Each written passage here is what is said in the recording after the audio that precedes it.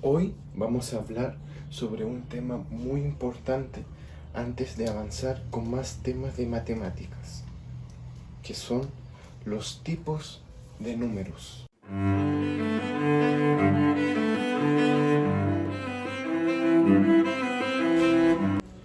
Tipos de números. Pero antes de seguir avanzando, ¿qué es un número? ¿Qué significa número? Un número es un número, ¿verdad? En realidad no. Los números se parecen mucho a las personas. Pertenecen a diferentes grupos, del mismo modo que en la escuela hay alumnos espabilados, torpes, etc. Así son los números.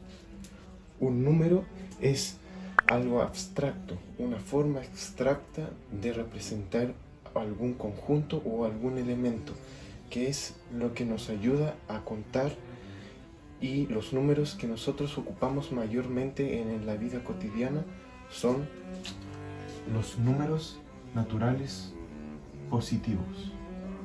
¿Y cuáles son estos? El 1, el 2, el 3, el 4, el 5, etcétera, etcétera. Ahora vamos a hablar en detalle los diferentes tipos de números que hay.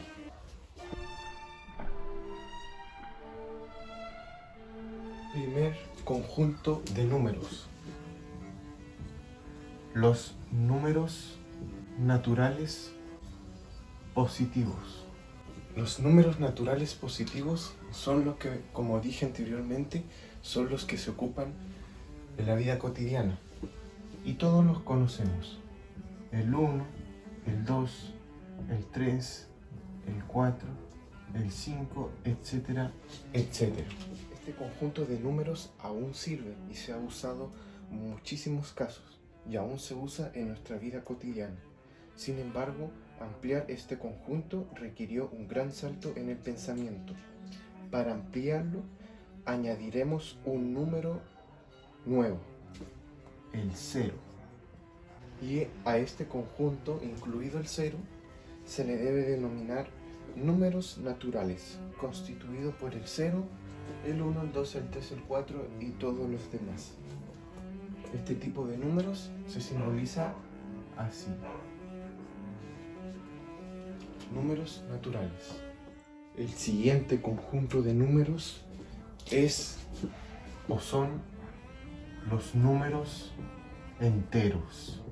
Este conjunto de números contiene todos los enteros y están incluidos los números negativos, que ha sido una pesadilla para las personas que iban en la escuela. ¿Cómo funcionaría el comercio y el banco sin estos números? Al conjunto de los números naturales positivos y los negativos más el 0 se denomina el número entero o los números enteros.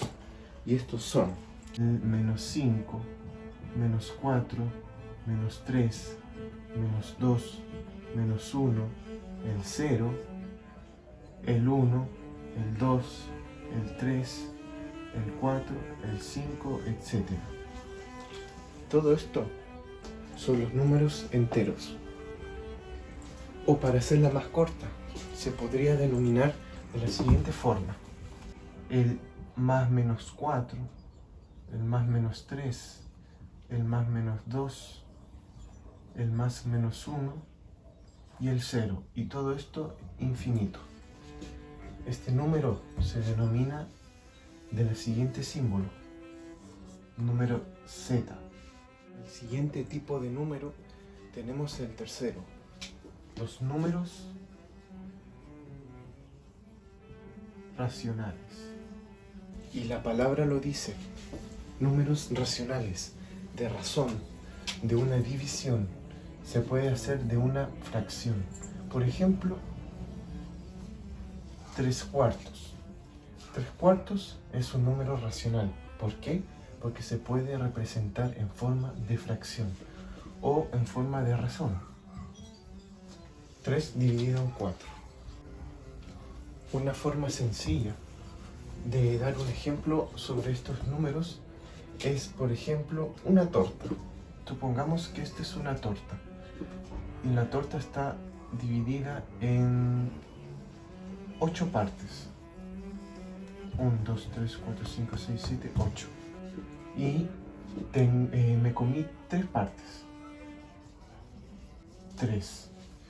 De esta parte tenemos 3 octavos. Pero antes teníamos 1.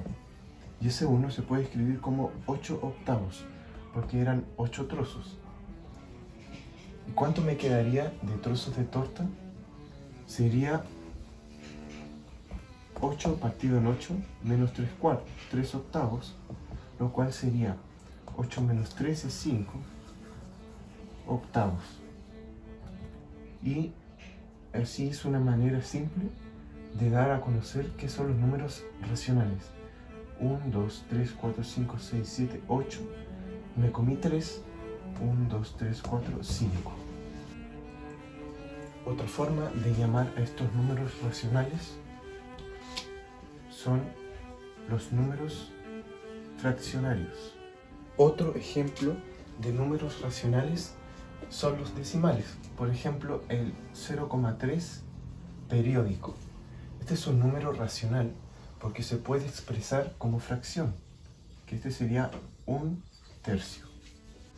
Los números irracionales. Los números irracionales son lo opuesto a los números racionales.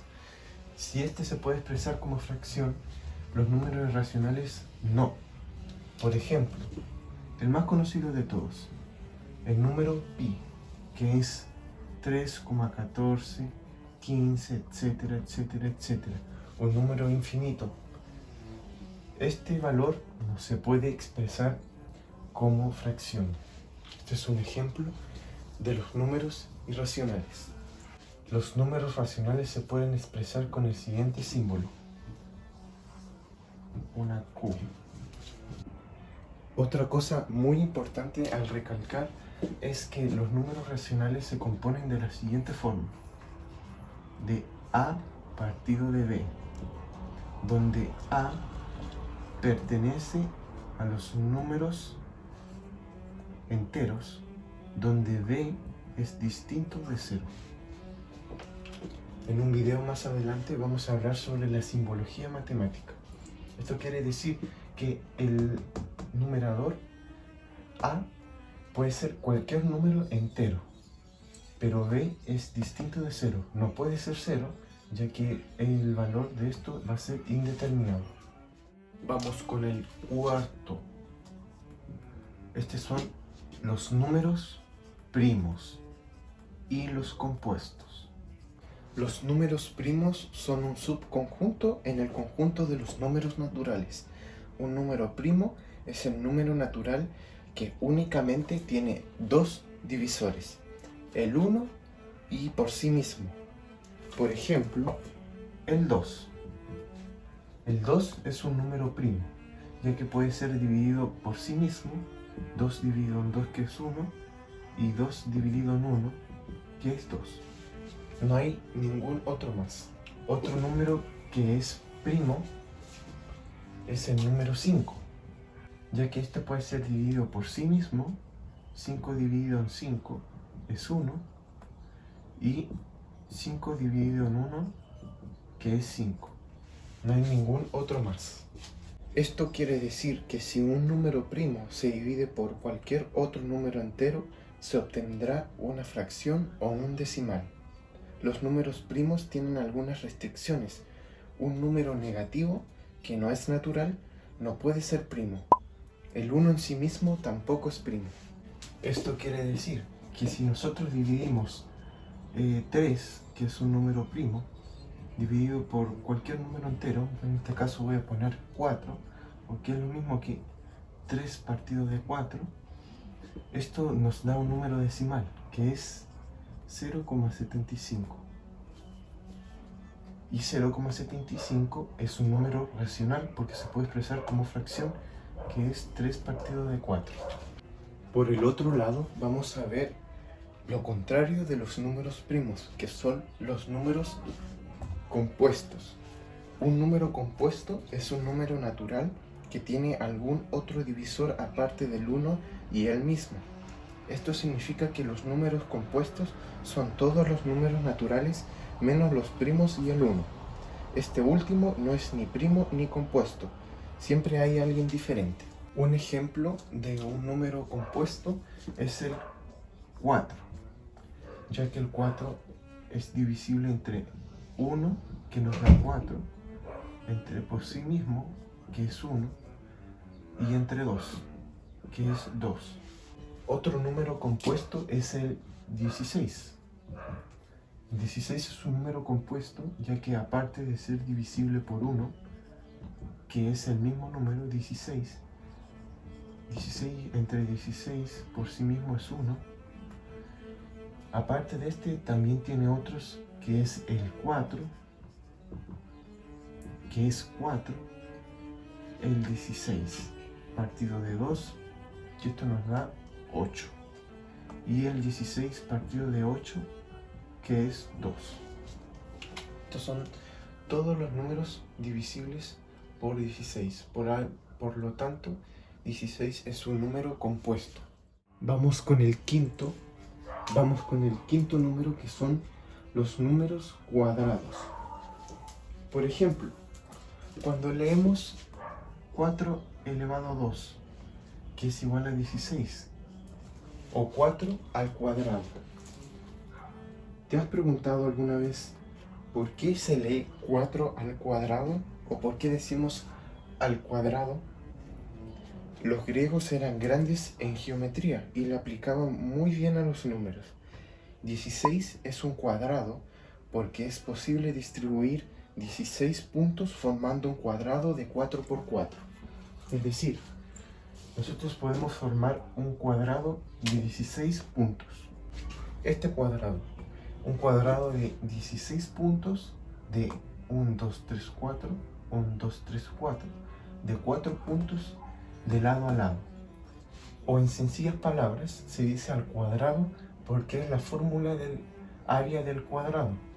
Recordemos que el cuadrado, la fórmula es lado por lado o lado al cuadrado. Por eso viene, porque al cuadrado estamos diciendo el área del cuadrado. Y los números cuadrados, por ejemplo, 4 al cuadrado es lo mismo que 4 por 4, que es 16. Es decir, esta es la base y este es el exponente. Y lo que nos dice la base es el número y el exponente son las veces que se va a multiplicar por sí mismo la base, que es 4. Luego, más adelante, hablaremos sobre las potencias. En el sexto lugar vamos a tener los números triangulares. Este conjunto de números son el menos conocido, pero que también es muy importante. Algunos ejemplos de números triangulares son el 1, el 3, el 6, el 10, el 15 y el 21, y etc. Como los números cuadrados reciben su nombre por el hecho de poder representarse en forma de un triángulo equilátero de puntos. Por ejemplo, el 3. El 3 es un número triangular. ¿Por qué?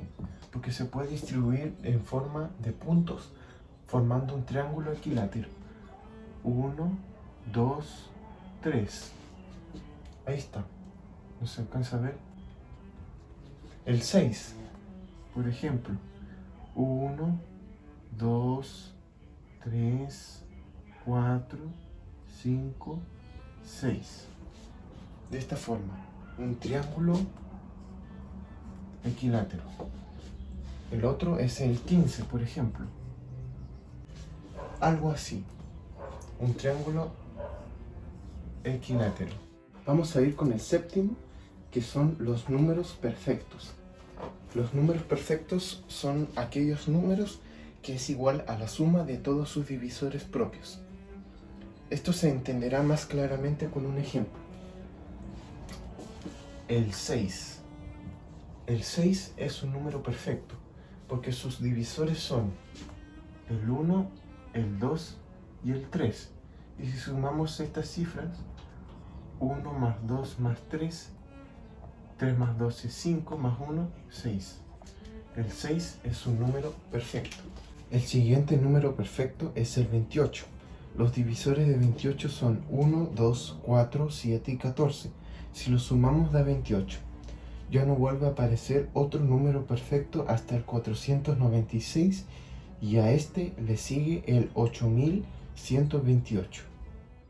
Vamos con el octavo número, que son los números imaginarios y los complejos. Empecemos hablando. ¿Qué es un número imaginario?